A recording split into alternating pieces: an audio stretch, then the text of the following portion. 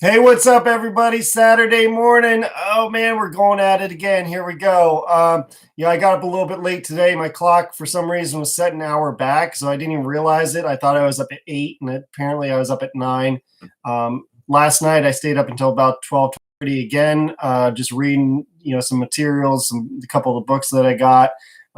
Again, like I'm energized all the way until 12 o'clock at night. Like I could go to sleep, of course, but I feel great. Like, and I got to attribute it to the water because I've never felt like this in my life, like where I just was raring to go all the time and I didn't want to sleep.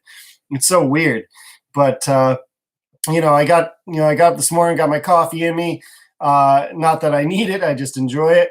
And then I did some research to get this show set up for y'all so that I can be spinning the right material and right stats and right information, the truth to you, because that is what's most important to me, is the truth. If there's anything, I say this every day, if there's anything that you don't agree with, you got to tell me, because everything that I'm looking up so far is the facts that I believe are the facts. So that's what I like to stick to. If anything is not factual, then I need to know about it, and somebody's got to tell me, because there's no point to me to be telling you something that's a lie. Like there's enough BS and lies out there that we don't need anymore. I don't need to contribute to that. And that's how I've always operated. That's how I run my painting business, is that, I run into situations that I see what other contractors have done, and it just blows me away. It's actually one of the most frustrating parts of my job, is seeing that someone else has come in and done crappy work and charged this client a lot of money, and now they got to do it all over again, which means they're paying twice. So they're paying, they might as well be paying $90 an hour, because if the previous person was charging them 40 or 50 bucks an hour, and I'm charging them 40 or 50 bucks an hour, they might as well be paying $90 an hour for me to do the work right the first time. So it's just crazy. And I can't get on board with that. So I just don't lie to people. If I run into situations that I see that their structure is compromised, or the paintwork done before was compromised, I got to tell people. It's like I give them the choice to make the decision based on what the information that I give them. Most of what I've done is, done a little research and done some, I check things out. I scope things 100%. So I make sure that I know what I'm talking about. So I research when I get home. So I kind of understand how structures and buildings go together, so that when I talk to clients and homeowners, I know what I'm doing. I'm basically a chemist in my painting industry, because a lot of painters, they don't give two craps like what they do to the house. They don't care sometimes if they sand the old paintwork and paint, before they paint or whatever. They just do whatever. They don't scrape sometimes. They're just laying whatever on top of the old paint. And sometimes it's rotten material, like the wood is literally wet, and they're painting over top of it because they don't care. They're there to do the job that they estimated. That's it. They don't go anything beyond that. And to me, that's why I like to work by the hour, because it's like I'm going to run into situations that you're going to want to take care of something. Every house needs work, literally beyond what I estimate. So I can give you an estimate, and I can paint your house based on just painting the house. And that's what other painters do, but they're painting over rotten material. And I got to question if that's the best way to do it. So as far as the chemistry part of it, I find the best primer. I find the best stain, whether it's oil or latex. I understand my products and what products I use. I use the best sandpaper. I use the best caulking. I use the best wood filler. Like, I don't skimp anywhere. I research what I'm going to do and what I'm going to use on a house before I go do it. I've been doing this for 8 years, and I make sure I'm using the best products out there for the client, so that the house and the work that I do lasts the longest. And that's like, isn't that the whole point? But no, a lot of painters go in there so that it doesn't last long, so that you're calling them back in a couple of years and then they keep their jobs going. And I don't believe in that. I believe in good customer service and good client satisfaction and good work, quality work, honest work. People are going to spread your name and give you business, and you're going to be busy beyond what you can control. And that's where I am. I'm busy because I stay honest and respectful to people and their properties and their houses. And I do the study on the correct materials to use on their places, so that they get the most longevity out of the work that I do. And to me, that's invaluable. Like I said, I could be charging $90 an hour because you're going to get twice the longevity because of the work that I'm doing versus the other guy that you could hire. But that's all water under the bridge. I really don't care. I just do what I do. So listen, some super sad news for me today personally, and it's probably less sad for me than it is for my buddy and his family. I had a really good friend pass away yesterday. He lost his battle with cancer, and it really he got diagnosed over a year ago. And when I went down to see him, he was in the hospital, and he had had his stomach removed, part of his liver removed, and part of his intestines removed because he had this really rare cancer that only 4 people in the whole world had ever had it before. So the doctors really had no idea how to treat it, how to deal with it, but they had to remove his stomach and part of his liver and part of his intestines. I mean, if that doesn't tell you how severe it was, I don't know what so to me, it wasn't much of a surprise. We were kind of prepared for him. In my mind, I was prepared for him to not be around for a long time. It doesn't make it any less sad.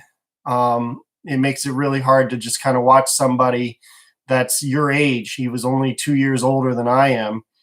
And to watch him lose, and end his life because of something that, if you really look at what we're surrounded by, and this is what I keep talking about every single day, like the food we put in our bodies is so important.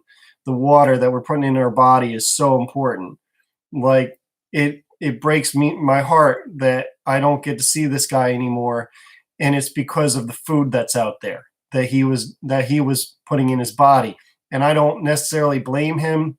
Sure, we're all responsible for our own choices and what we do in this life, but at the same time, it's like when you have the options to eat chicken nuggets out of a freezer box, or and it's cheap and it allows it to be affordable for your life. And there's McDonald's and all the other fast food places and chain restaurants serving whatever they serve. I mean, it's easy and it's addicting. The food that they make is addicting. Like you can't get. I could eat fried chicken forever. I love fried chicken, and but at the same time, you gotta recognize that those choices aren't the best choices for your life. And for me, when I mentioned this yesterday, I used to be a meat and potatoes kind of person. I would sit there and eat a steak that was bigger than my head, and a pile of mashed potatoes that was maybe the same size. And then my vegetables that I would eat, they were cooked. So they basically, all the nutrients that were in the vegetables were gone. So I wasn't really getting much value out of the vegetables. And then on top of that, eating high carbs and high protein, and learning what I've learned now and what I know now. It's like we always say, if I only knew then what I know now, but like I was able to catch it in time, which I feel blessed and fortunate for, because I was headed down the same path of cancer and cardiac arrest. No joke. And I'm so thankful for that I was able to stop that and change that, because I would have ended up in the same hospital bed as my buddy. And so I got to just take this time for him, because it's sad. It hurts. Like I'm okay. Like I'm not. It takes me a while to kind of get adjusted to the fact that someone isn't around anymore. When someone passes away, I'm not a big fan of funerals. Death is not something that I revel in. I kind of absorb it myself, distance myself with it, and just kind of allow my mind to process what's happened and that this person isn't in my life anymore.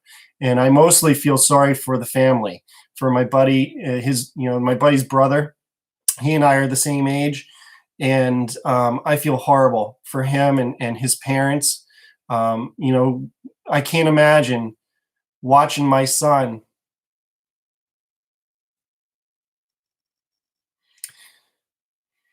I can't imagine watching my son die in front of my eyes. I can't do it. And I don't want to do that. I don't want to imagine that. So I just I suppress that feeling, that image, that emotion. But I want to take this time to to send blessings to his family and give them strength during this time because they need it. So when I found out um, that he was in more critical condition, this was maybe this was right around the time I got my water machine. So about 5 weeks ago, 6 weeks ago, and I was like, dude, you need to drink this water. So he accepted kind of begrudgingly, and I started bringing him water every single day. I was determined to get him better from this cancer. I felt like I could truly help him. And I was bringing him water every day for over a week. And he eventually decided, he wasn't one that accepted help very easily, especially from someone outside of his family.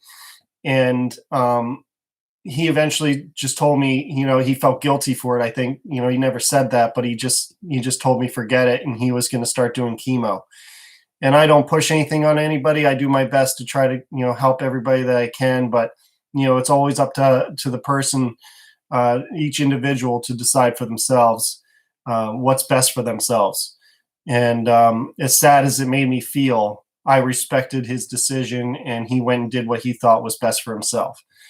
So when I found out that he was in that critical state and I started bringing him water, I wrote a letter to him that I felt meant a lot to me. And it's probably something I'll say.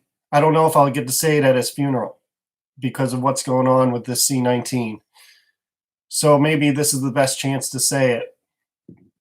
So I wrote him something and I called it A Forever Friend. I won't forget the first days that we met, walking between our homes, the games of football, playing in the fields, at the beach, and otherwise. Watching you and looking up to you through high school, seeing you through college, and bonding our friendship in those days after. Our nights out in Portland on your birthday when you cared more for others than you did yourself, as you always would. Your heart bigger than the world, in your kindness and compassion that is beyond compare. Seeing you become a father to a child that is not your own is a love that is deeper than the deepest of loves. You, sir, are the human we all want to be. You, sir, are admired for your strength, for your courage, for your passion for life. Someday you will no longer walk this earth, just like the rest of us, but your soul will live on forever.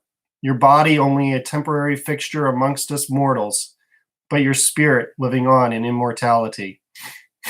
I know that you will watch over us as you always have, making sure that we are being who we are supposed to be, caring for who we are supposed to care for.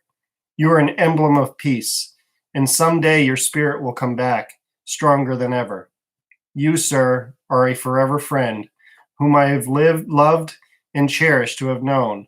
And through this all, I will remember to continue to look up to you and pray for your guidance, as I know you are bound to offer me, and I can't be more thankful.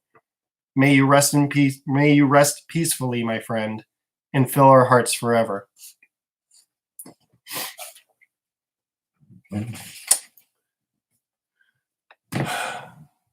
Thinking of you, buddy. I really am. Watching over me. My grandfather, too. My grandfather passed away a year ago in August, last August. So it'll be 2 years this coming August. And everybody that is close to me that I know, I feel them, and I feel them watching over me.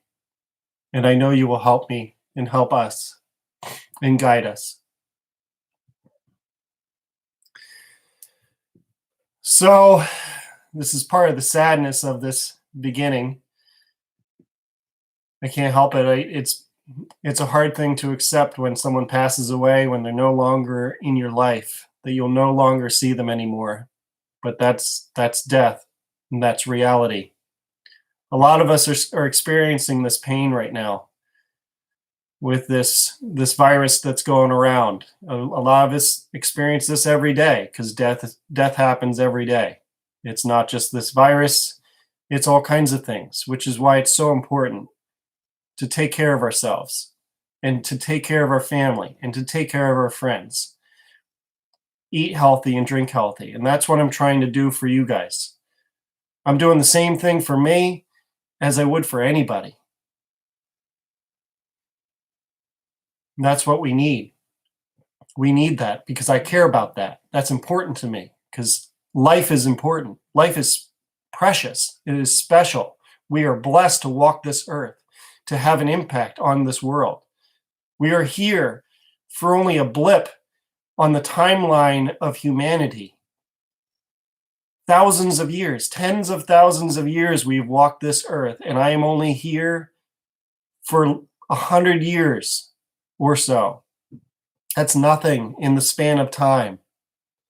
Every day is special and precious, which is why we must live in the present moment and be centered and connected to our souls through our mind, our stomach, our body, our heart. Father, Son, Holy Ghost.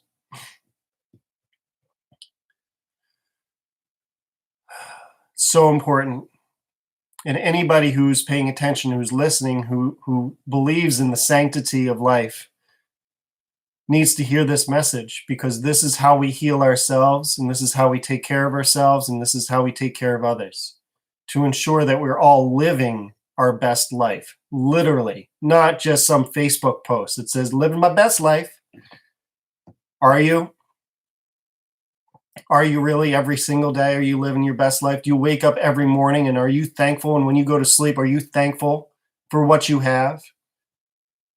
Because I know there's people out there that would die for the life I have, probably die for a lot of the lives we have. I know there's people in Venezuela eating food out of garbage trucks, Haitians eating mud pies, kids and families drinking out of dirty water because it's the only water they have. How thankful are we? I'm damn thankful. Every single day, every second of every day. That's what meditation teaches us. To be centered for the moment. Every moment, that breath that you take is a blessing. Do you thank the trees for giving you the oxygen that you have? Wayne Dyer used to talk about churches should have a body portion appreciation day, like a liver appreciation day. How much do you appreciate your liver for working? Do you help it or do you hurt it? I try to help it by giving it the right nutrients that it needs. So, moving on, I got my Bible with me today. Wayne Dyer, Change Your Thoughts, Change Your Life. I've shown a lot of people this book because it, like I said, it's my Bible. It's everything that you need to know. It's 81 verses of the Tao. And I've decided today that I'm going to read a verse each day because it will help people that maybe can't afford the book, can't buy the book, don't want to buy the book. Most of you won't buy the book. That's okay. I accept that. That's why I got to read it, because it's so important. This age-old, 2,400-year-old knowledge is so incredible that you can apply it to today, literally without question. And so when we go through this, you'll begin to see. I'm not going to do what Wayne Dyer talks about. I'm going to do my own interpretation of the Tao, which is similar to Wayne Dyer, but he writes a couple pages, and I'm not going to read that. So this is the first verse, which Wayne Dyer calls Living the Mystery. The Tao that can be told is not the eternal Tao. The name that can be named is not the eternal name. The Tao is both named and nameless.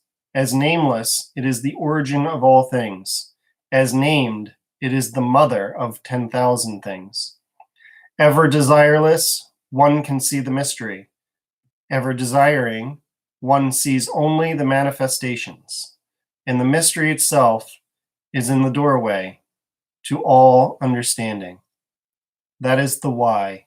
When we start to question, when we begin to question our life in the universe, in the earth, in humanity, in society, in the governments, and people in power, and people with power, people with money, everything. When we start to question, that is the mystery. When we start to wonder, what is it that's happening with ourselves?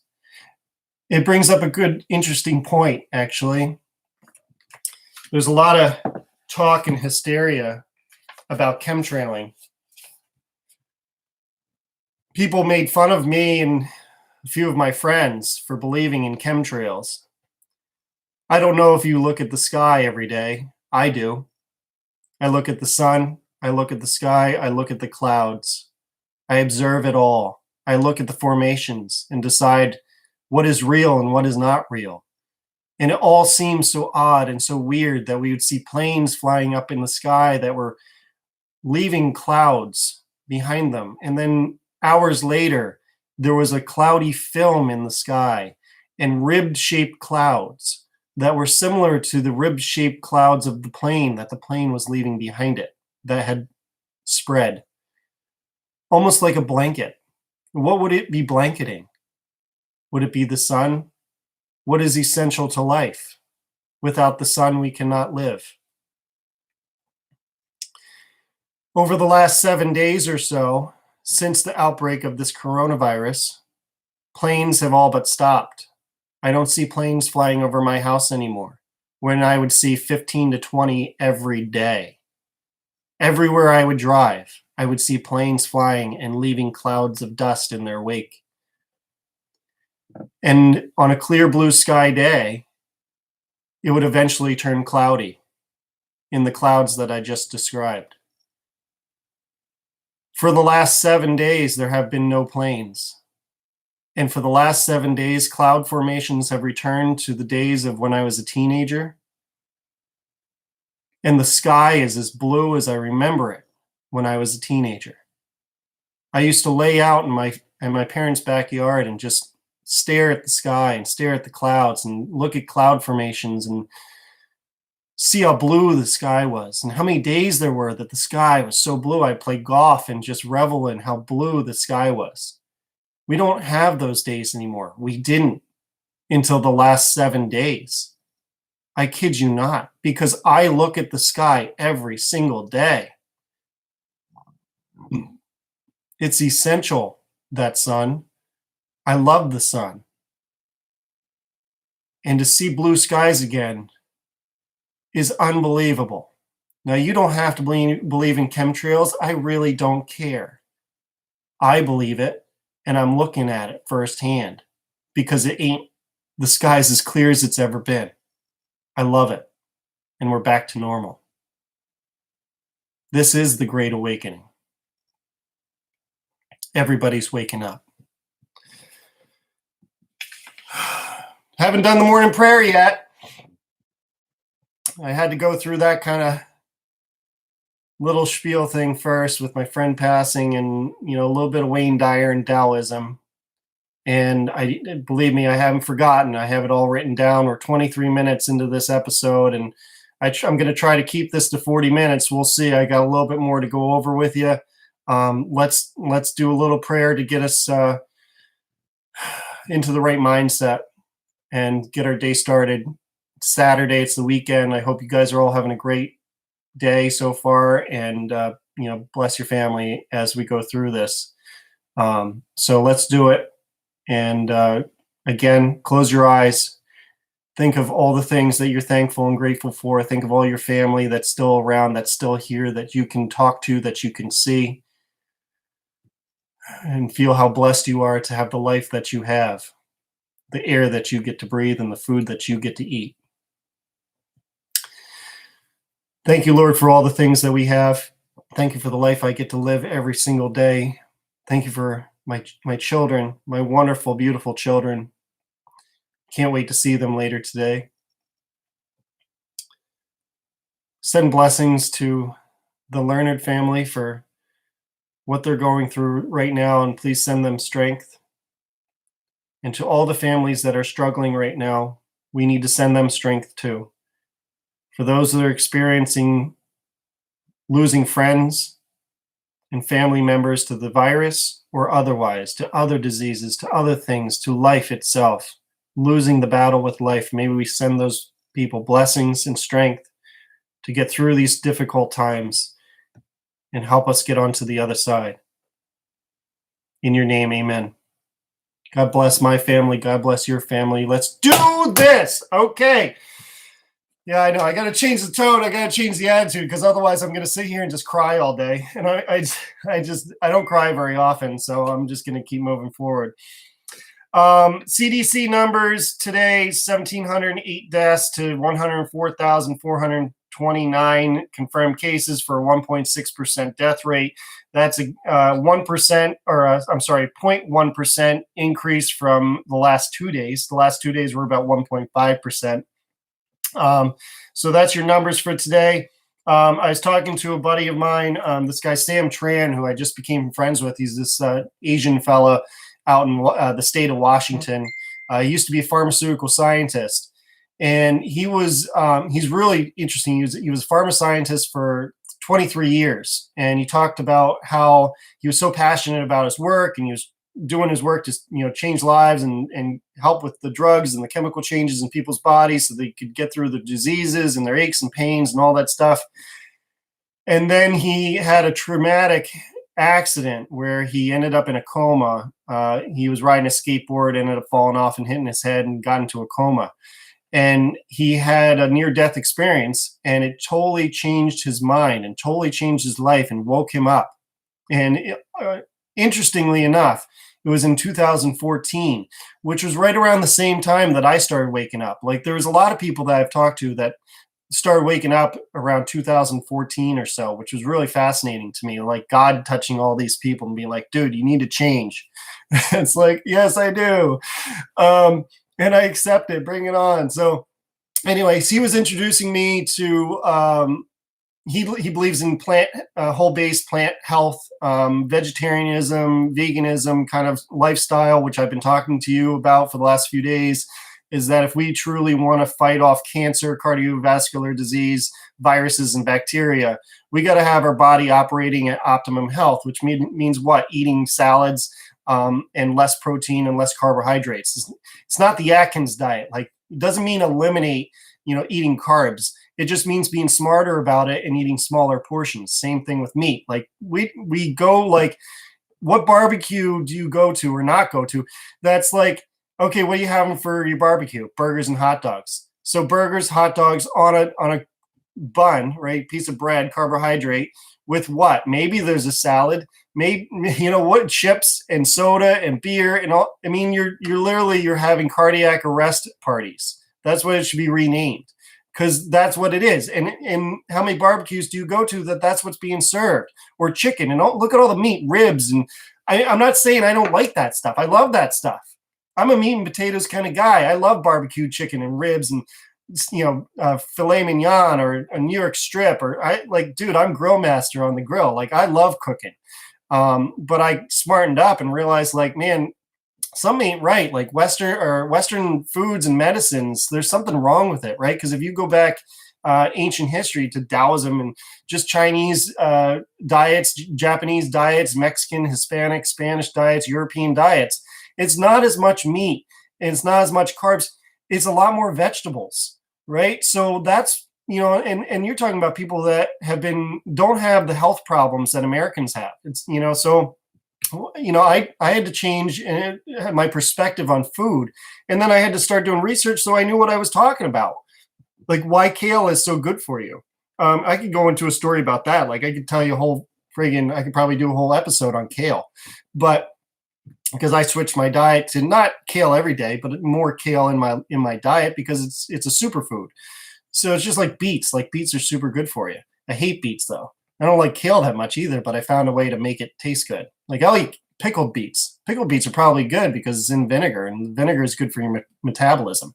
But anyway, so Sam Tran was trying to get me interested in this new CBD company that extracts the benefits of CBD and all the CBDs in the hemp flower with water. They extract all those benefits with water, which is really interesting.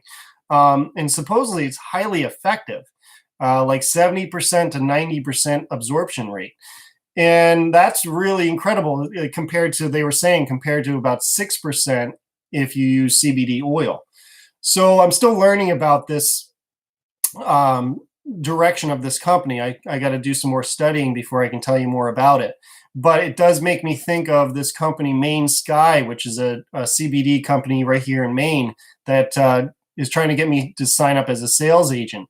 And they have a 50-acre farm that they grow their hemp on, and then they process it right on site and it's literally farm to bottle CBD. And they use all natural ingredients like grapeseed oil and olive oil and other things that are beneficial to the body on top of the CBD. And they taste good. It doesn't taste like crap. Like there's a lot of CBD products out there that I've heard, I haven't tried them, that don't taste very good. Whereas these actually, they're good to taste. So I started getting interested in CBD stuff, so I started doing more research on it. This isn't a CBD episode by any means. I'm not going to continue talking about this. Again, I could probably do a whole nother episode on CBD. But I did more research on it and realized that, our bodies actually have a endocannabinoid system. So that's what CBD activates, and that's how it helps our immune system and our nervous system. So Sam Tran is introducing me into this new company that does, has its water extraction rather than another chemical extraction. So it's more natural and a lot better for absorption. So it's really interesting. And it's just, the point goes to the fact that Sam is part of this whole water group. He left the pharmaceutical industry when he found this water. And he's been trying to tell people about whole health and proper hydration since. For the last, I forget how long, 6 years or however long he's been doing it. And it's just great. Like, it's so fascinating to be able to connect with people from around the globe, not just Sam, who's in Washington State, but people from India, people from China, Japan, all over the world that are involved in this water machine and trying to tell people about true health and hydration. And if that's not a good, moving, positive, influential message, I really don't know what is, because we're all stuck watching, pharma drug commercials instead. You sit there, watch a football game, and how many pharma commercials do you see over the course of 3.5 hours? Like one or two every time there's a commercial, plus like what new car you should buy. And I mean, geez, man, I'm trying to give you health and they're trying to give you sickness. They got a drug to regulate your sugar so you can keep eating sugar. Like, no, just stop eating sugar. Okay. So anyway, there's Sam Tran. I like to boost him up because he was a pharma scientist. So obviously he was right into it with these drugs. And so he's got a lot of knowledge, 23 years worth, at least, because that's the 23 years he was involved in the industry, not including his education. So there's that. I did a little research onto this debt that we're about to incur on ourselves. I'm starting to look at it as like the irresponsibility debt or the irresponsibility payout, the rescue bill, if you will, $2 trillion, right?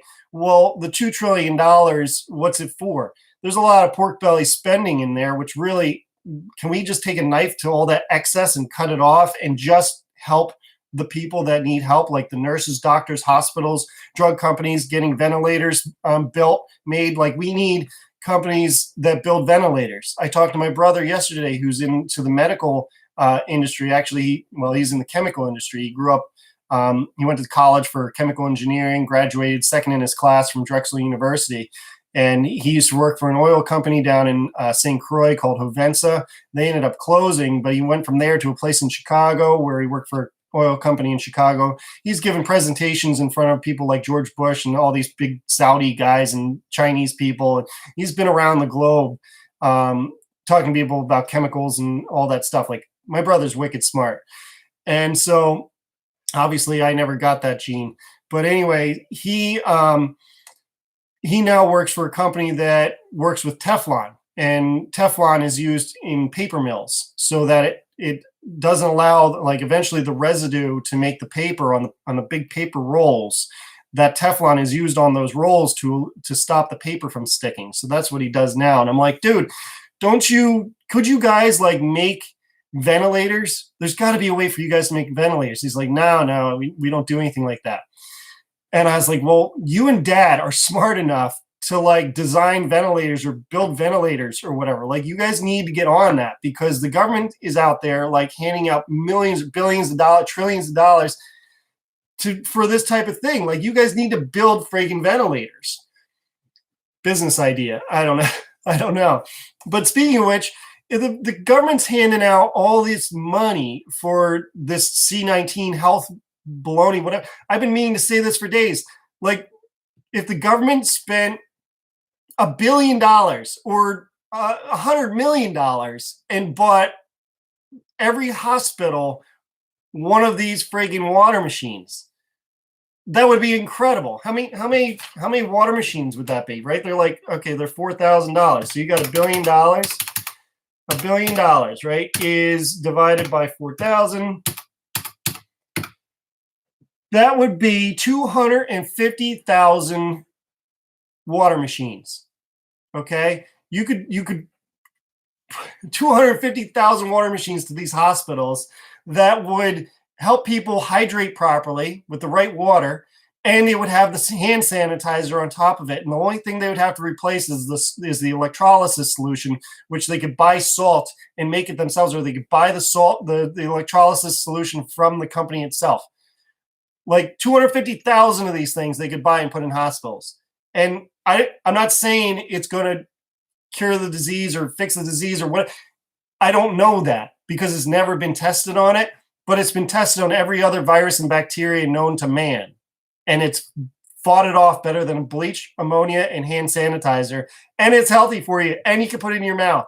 Like, why isn't the government on this? Seriously, why isn't the government on this? They should be buying 250,000 of these things or more. However many hospitals there are. How many hospitals are there in this country? That's how many friggin' machines they should buy at the very minimum, if not 2 for each hospital. So $2 trillion, where's that money going, right? So I had to do a little math just to kind of see where this money is being spent, or what could be done with it if it was, say, like, instead of bailing out the banks and the car companies and corporations and all this stuff, right? Instead, if we gave it to people, right? If we gave it to working people, right? So I had to do statistics on how many the American workers there are.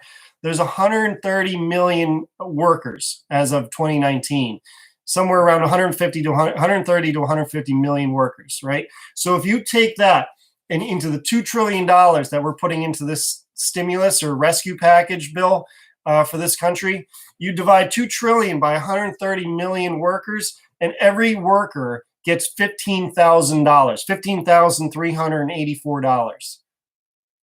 Now, I'm not saying, that's not a lot of money, but that's a good chunk of money. Like, that people that are out of work could use that money, right? And let's say we don't give it to every worker. Let's say we give it to people who are out of work instead. And that's who we're giving the stimulus to, so that then we also have extra money to give to the hospitals and nurses and people like that. That's just my thoughts. Instead of giving $46,000 to each member in Congress, instead of giving money to the Kennedy Center, instead of trying to get money for abortions to Planned Parenthood, instead of doing all this stupid political BS, partisan political BS, why don't we give it to actual people? That's my question. I don't know. That's up to government, and I don't control government, which it's out of my control. I can only be here on YouTube trying to bring a little common sense to government, I guess. Damn. So I could use $15,000. That'd be sweet. But, fact is, I'm going to end up with a check, I guess, for $1,200. I don't even know. Maybe I will. Maybe I won't. You know what I'm going to do with it? I'm going to friggin' burn it. You know why? It's not my money. It's not free. Free money ain't free. Where are they getting this money? From the money tree? No interest? No, it's friggin' interest. Do you know what our debt is right now? $22 trillion, right? So this goes into my next segment, right? So our debt is $22 trillion. Americans and the American system own 70% of that debt. The other roughly 30% of our debt is owned by foreign investors like China, Japan, and other countries. So literally, like, China and Japan own about $1 trillion of our debt. China is like 1.3 trillion or something like that. And that keeps going up, of course. So at some point, these countries, are they going to ask for money in return, or are they going to be paid back at some point? Like, that's a big question, right? So how do we pay that back? What is worth $1 trillion in this country? I mean, there's a lot of ways to do it. You could do it through real estate, which I think has already been happening, where there's been a lot of Chinese influence in our country, buying up land, buying up property. There, we could give them gold. If cash isn't worth something, if they call their debt and they're like, I'm not taking American cash, I want gold. Well, I had to research that too, right? So how much gold does America have? $388 billion. Not even $500 million, which would get us half to $1 trillion. We owe China almost that. We could give China all of our gold and we would still owe them $1 trillion. And you know what makes our money worth something? Gold. Because without something that backs up your paper currency, which is basically useless, it's just paper with ink on it, unless you have something tangible that's worth something, what can you sell them? Real estate, hard currency, real estate, gold, silver, diamonds, things that are, money is only worth as much as what people value it as. We only value paper money because we think it actually has value. But if we all went to the bank to take out our money, the banks wouldn't have enough money to give us. You think I'm joking? Like, I haven't done the research on this other than knowing that, hearing it from other sources, reading books on it, and studying it and learning about it, that this is a fact, that there's literally not enough money in our system to pay out everybody who's got money in the bank. Like LeBron James, right, makes $30 million a year. Okay? He's been in the league for how long?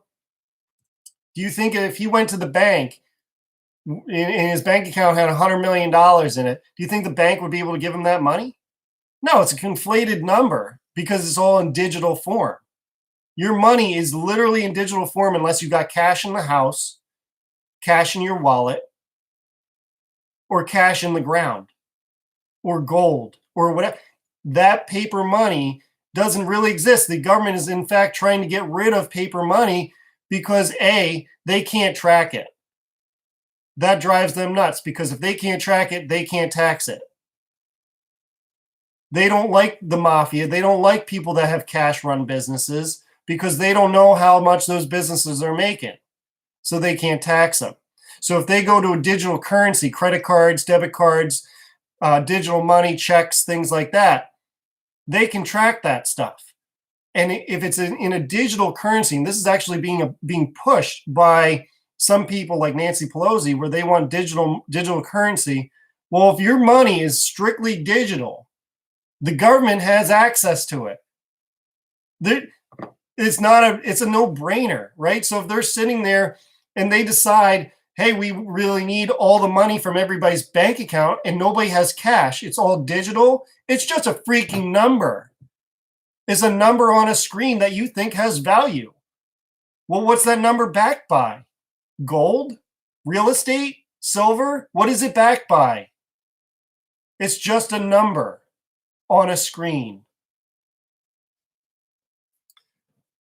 So back in, it was what, 2008 or 9, 2010 maybe, I was at my grandfather's house. He was no longer around, actually. He ended up passing away in 2007, and God rest his soul. But incredibly smart guy, right? And he could sit there and watch Jeopardy and answer every single question every single night. I'd spend a few nights a year, like a week or two a year with him, and he loved watching Jeopardy, and he'd sit there and answer every frigging question. By the time I got up to college level and they had like college Jeopardy on, he would get mad at me because I didn't know the answer. I'm like, dude, I'm like a hospitality management major. I'm stupid, right? Like, I know how to cook food. Okay. I don't know Jeopardy. I don't sit here and watch Jeopardy and understand. I'm totally out of my element. Like, I was lucky if I got one question right out of a whole Jeopardy episode. Meanwhile, he's rattling off answers before the other guys are. Like, he should be on the friggin' clicker, right? So he had these books in his office, and he was an engineer too. He went to UPenn and graduated with his civil engineering degree. He could have been a lawyer. I don't remember if he got his lawyer's certificate or not, but he's super smart guy, right? So he had this book in his office that really intrigued me. It was called Empire of Debt, and it was written by this guy, Bill Bonner, who has a financial assets and institution, company called Agora Inc. Agora stands for, in Greek, the marketplace for ideas. And that's how the Greeks used to convene. Once a week, they would get together and have their little meetings. And that's how the news got spread. They didn't have newspapers, right? So they talked about, whatever the ideas were for the week from each person. That's how they spread information. So this guy, Bill Bonner, starts this company called Agora Inc. He wrote this book called Empire of Debt, which was written in 2006, 2 years before the housing market crash, which my grandfather predicted because he would sit there and read the Wall Street Journal and read books by Bill Bonner and things like that, that predicted that the housing market was going to crash in a couple of years. And sure as shit, it did in 2008. So I looked into all that stuff, and that's really what got me started and interested in where this country was headed and what was going on in our country. Like, I wasn't involved in politics or anything like that. Like, I was totally oblivious to that stuff. When I was in 2008, I had an employee when I was running a bed and breakfast who was into Ron Paul, and she introduced me into Ron Paul. I didn't really know who he was. In fact, I would have customers who were sitting at the breakfast table. I was slinging omelets and things like that. And that was right before Obama got elected to office. It was in that political season, 2008. And people asked me there, where I was going, what I thought politically, things like that. And I kind of rattled off what I believed and what I felt about the country and where we should go, et cetera. And I was not super politically smart. Like, I just was more like, I just sat on the common sense line of things.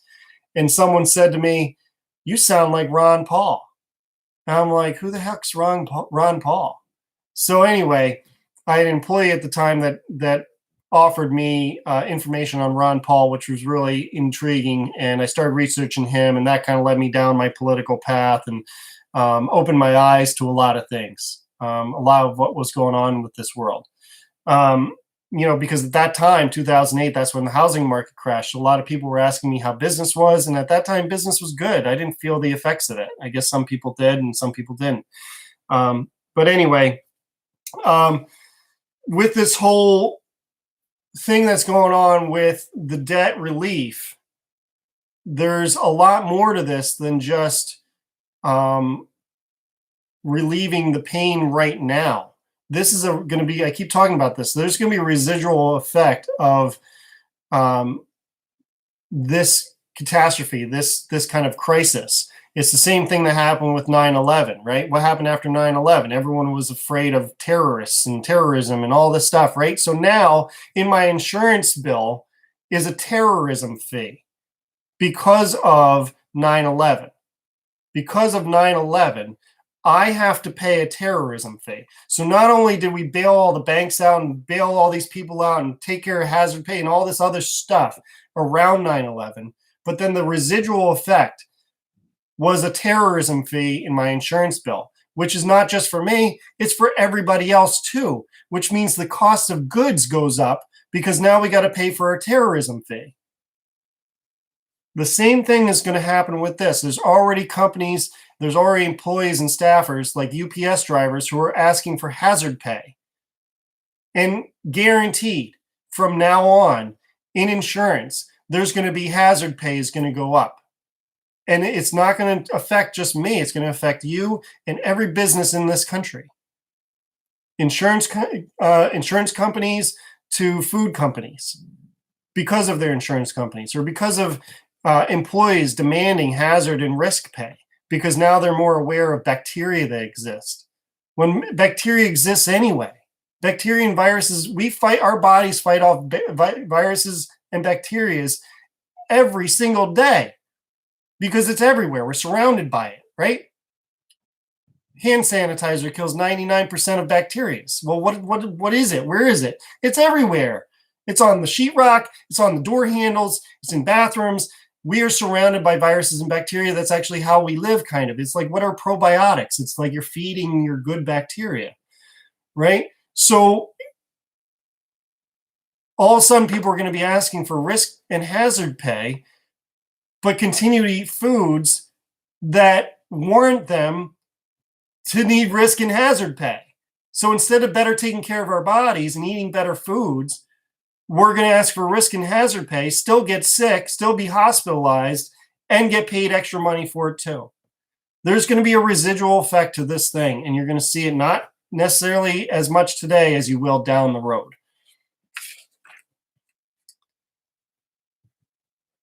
So that's about it, all I have for you today. It's been 50 minutes. I got to cut this off because I try to keep this stuff short. I want to keep it under 40, 45 minutes because you only have so much time in the day. And I know there's a lot of information out there. You got to get around to what you're doing. I hope this content was helpful for you today. I hope it gives you kind of a positive boost and thinking in the right direction. We got to keep our spirits up, and we will get through this. We will get through life. You got to stay in the oneness and stay in the connection of God and the Tao and yourself. You don't have to think about God. I mean, people that aren't, they're like atheists. I can assimilate because I used to be an atheist myself. I didn't believe in God. Like, I understand it's hard to believe in. It's hard to whatever. It's just coincidences, or it's just the universe. It's just whatever it is, right? Constellations, they don't mean anything, right? Zodiac signs, they don't mean anything. So if that's the case, that's fine, but you can still center on yourself. You can ground yourself. You can go outside without socks and shoes on and just connect to the ground, ground yourself in your bare feet, feel the earth and ground yourself to that. That's actually has known benefits in yoga, meditation, things like that, karate. So center yourself, take care of this first. This is your aura. This is your being. And if you can do that, then you can take care of others too. So, hey, I hope you all have an awesome day. It's Saturday. It's time to enjoy your life. Social distance if you feel it's necessary. For me, I know I'm protected because I'm drinking the right water. So I'm good. I'm going to go out there and do some activities, probably do some stuff with my kids, and make it all an awesome day. So you guys take care. Be blessed.